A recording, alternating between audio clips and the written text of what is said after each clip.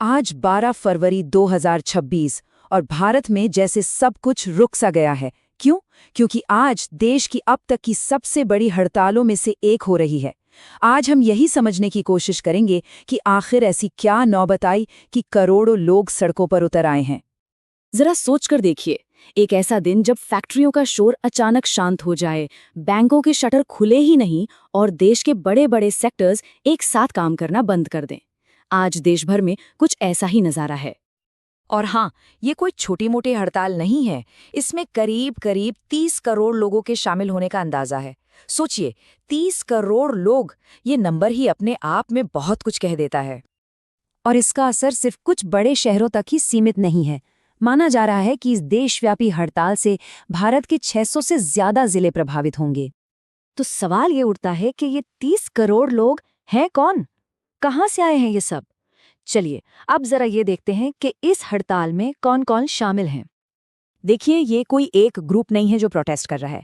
असल में ये एक बहुत बड़ा गठबंधन है जिसमें अर्थव्यवस्था के अलग अलग हिस्सों से लोग जुड़े हैं। इसमें देश की 10 बड़ी ट्रेड यूनियंस हैं, किसान संगठन हैं, बैंक और इंश्योरेंस सेक्टर के कर्मचारी हैं, यहाँ तक कि कोयला, स्टील और ट्रांसपोर्ट से जुड़े मजदूर भी शामिल हैं। और तो और गिग वर्कर्स, मतलब जो लोग हमारे घरों तक सामान पहुंचाते हैं, वो भी इसका हिस्सा हैं। और साथ ही निजीकरण की चिंता में मिडिल क्लास भी इनके साथ आ खड़ा हुआ है। तो आखिर वो कौन सी एक वजह है जिसने इतने अलग अलग ग्रुप्स को एक साथ ला खड़ा किया है? इसका सबसे बड़ा जवाब है सरकार के लाए हुए नए लेबर कोड्स, यानी नई श्रम संहिताएं। अब सरकार का तर्क ये है कि पहले के 44 अलग अलग कानून बहुत कॉम्प्लेक्स थे। उन्हें आसान बनाकर 4 कोड्स में लाया गया है ताकि देश में ईज ऑफ डूइंग बिजनेस बढ़े, मतलब व्यापार करना आसान हो। लेकिन यूनियंस का मानना है कि जो पुरानी व्यवस्था थी वो मजदूरों को एक तरह की स्थिरता और सुरक्षा देती थी, जिसे अब कमजोर किया जा रहा है। और यहीं पर मजदूर संघ एक बहुत बड़ा और सीधा सवाल उठाते हैं। वो पूछते हैं कि ईज ऑफ डूइंग बिजनेस का मतलब क्या ये होना चाहिए कि कर्मचारियों को नौकरी से निकालने में आसानी हो? तो आखिर इन नए कानूनों में ऐसा क्या है जिसे लेकर इतना गुस्सा है? सबसे पहली और शायद सबसे बड़ी चिंता है हायर एंड फायर पॉलिसी को लेकर। मतलब अब 300 तक कर्मचारियों वाली कंपनियां बिना सरकारी इजाजत के लोगों को काम से निकाल सकती हैं।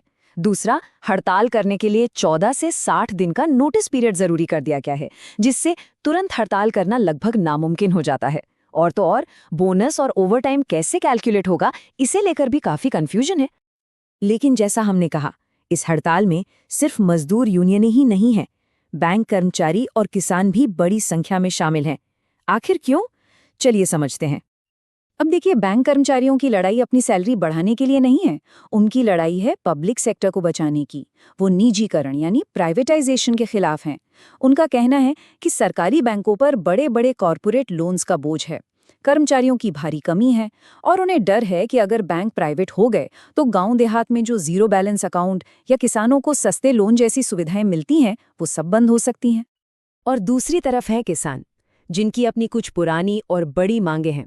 सबसे अहम है एमएसपी, यानी मिनिमम सपोर्ट प्राइस की कानूनी गारंटी। वो चाहते हैं कि उनकी फसल का एक न्यूनतम दाम तय हो। इसके अलावा वो डीजल, खाद और बीज की बढ़ती कीमतों और बाजार पर बड़ी कंपनियों के कब्जे का भी विरोध कर रहे हैं। और ये समझना बहुत जरूरी है कि कैसे मजदूरों और किसानों की समस्याएं एक दूसरे से जुड़ी हुई हैं। ये एक तरह का दुष्चक्र है। सोचिए, जब एक मजदूर की सैलरी कम होती है तो जाहिर है बाजार में उसकी खरीदने की ताकत भी कम हो जाएगी। जब लोग सामान कम खरीदेंगे तो बाजार में मांग घटेगी और इसका सीधा असर किसान की आमदनी पर पड़ेगा। और जब आमदनी ही कम होगी तो कुपोषण बढ़ेगा, जिससे आने वाले कल के लिए एक कमजोर वर्कफोर्स तैयार होगी। तो अब ये हड़ताल सिर्फ कुछ कानूनों या नीतियों के विरोध तक सीमित नहीं रह जाती। ये एक बहुत बड़ा सवाल खड़ा करती है कि आखिर ये विकास, ये डेवलपमेंट किसके लिए हो रहा है। यहाँ पर हमें तरक्की को लेकर दो बिल्कुल अलग अलग नजरिए देखने को मिलते हैं। एक तरफ सरकार का पक्ष है, जिसका मानना है कि लचीले कानून होंगे तो निवेश आएगा, और निवेश आएगा तो रोजगार पैदा होंगे।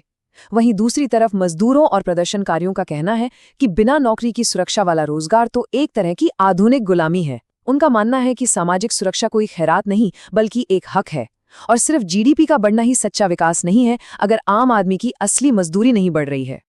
तो इस हड़ताल को सिर्फ एक टकराव या एक विरोध की तरह देखना शायद सही नहीं होगा। असल में ये बातचीत के लिए एक न्योता है, एक आवाज है।